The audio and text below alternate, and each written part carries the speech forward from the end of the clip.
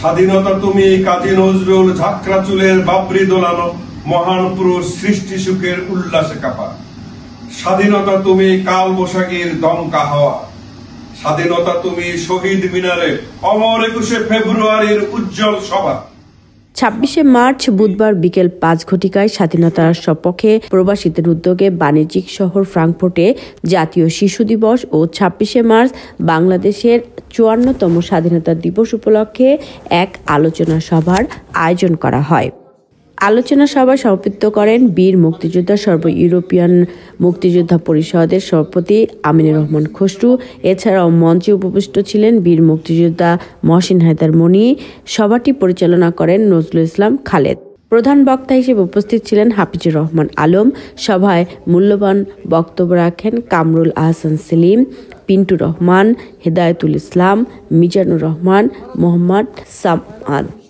বক্তারা বলেন, স্বাধীনতার ৫৪ বছরের ইতিহাসে এই প্রথম স্বাধীনতা দিবসে ঢাকা সহ বাংলাদেশের কোথাও আলোকসজ্জা এবং সামরিক কুচকাওয়াজের কোনো ব্যবস্থা ছিল না। বক্তারা আরও বলেন, এই অবৈধ ইউনূস সরকারের প্রধান উদ্দেশ্য স্বাধীনতার সমগ্র গৌরব উজ্জ্বল ইতিহাসকে ধ্বংস করা। তাদের আরও উদ্দেশ্য স্বাধীনতার মহানায়ক জাতির জনক বঙ্গবন্ধু শেখ মুজিবুর রহমানের ইতিহাসের পাতা থেকে মুছে ফেলা, স্বাধীনতার নেতৃত্বাধীনকারী দল আওয়ামী লীগকে নিশ্চিত করা ও সংখ্যালঘু হিন্দু সম্প্রদায়কে বাংলাদেশ থেকে বিতাড়িত করা। প্রতিদিনের ঘটনায় আমরা তাই দেখতে পাই।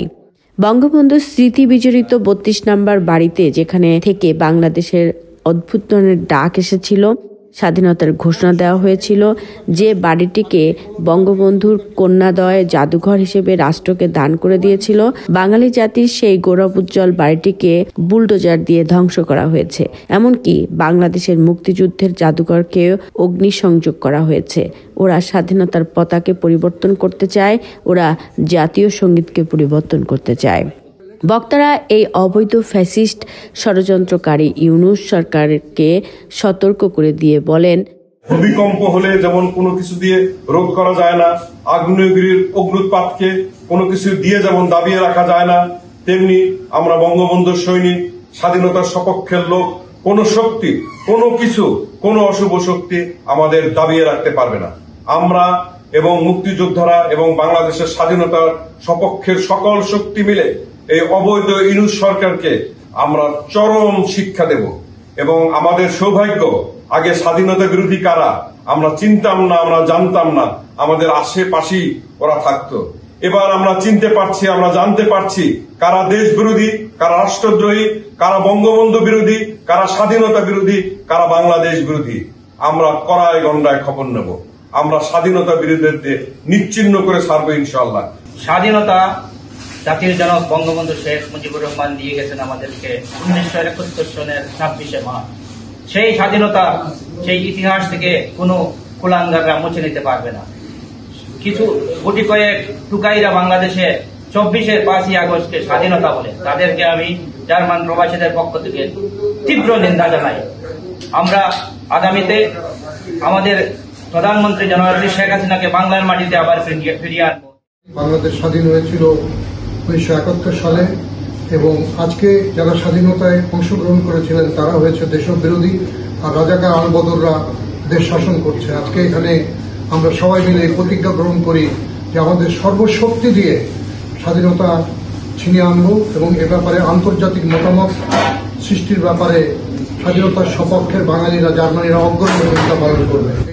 ৫৪তম স্বাধীনতা দিবসে জাতির পিতা বঙ্গবন্ধু শেখ মুজিবুর রহমান ও ৪ জাতীয় নেতা সহ ৩০ লক্ষ শহীদ এবং ২ লক্ষ মা বোনের সম্ভ্রমের বিনিময়ে অর্জিত স্বাধীনতা, এই ২০ শহীদদের শ্রদ্ধা সহকারে স্মরণ করছি।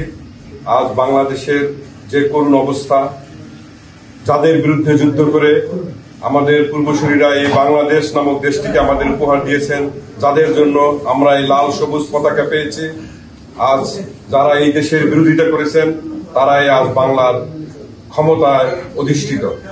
তারা আজ বাংলাদেশকে পূর্ব পাকিস্তান বানানোর পায় তারা চলছে।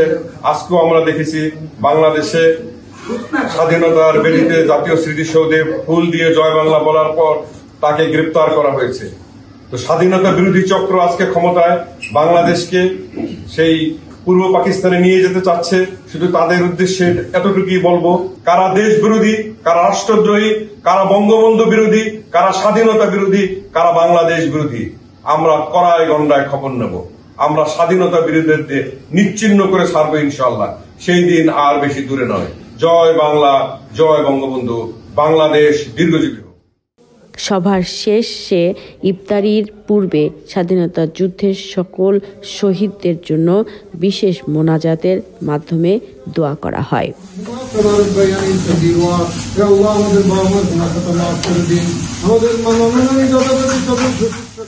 Fatema Rahman Ruma, German Bangla channel, Frankfurt, Germany.